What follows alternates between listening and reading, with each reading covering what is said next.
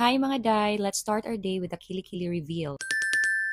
I am here in Hair Free Laser Studio located at Vivo Place. In case ganahan mo pa laser. Kani akong ilok mga day, dili ni siya perfect ha. Pero di sa siyang ilad tan-awon, dili lang jud siya pang artista level na super hamis. Kay ba mo na kani akong pagpa-laser sa ilok kay pirmi lang ni maundang. Dili jud na ako mapadayon hantud mawa na ang hairs, ambot lang kung ngano. Pero in fairness mga day ha, gamay na lang siya buhok. Maski na stop ni nako. Mao ni ang machine na ilang gigamit mga day. Mao ni results sa ilang previous clients. 7 to 8 sessions mga day huyo na ginaimong buhok. After the treatment, we decided to have lunch here in Dai Paidong. I ordered na lang for the both of us kay nangihi pa akong husband mga day. Akong gi-order kay kaning spare ribs clay pot, mag-share kami ani mga day. Then duha ka set na quail egg siomai. Mga 1/4 raman gud ako aning clay pot. So kung duha akong orderon, dili na namo mahurot. After lunch kay ni diretso mi diri sa office, kay naay meeting akong husband mga day and ako naa sa kwitiwason diri kadjot. Pagkahuman ako diri kay nilabang ko sa Ayala Center Cebu mga day. Naaraman gud sa atbang among office. Akong husband wala pa manggod na human. Mao nang niuna na lang ko kay nangita kog jacket mga day na kana bitawng hipos-hipos ang hoodie. I found one here in Uniqlo atong i-try. Diri sad ko tigpalit og bra mga day. 4 years na buhi gihapon. Ganahan ko na dili, ganahan ko na dili. I'm not sure mga day. Unsa gali toy buhaton kung dili sure?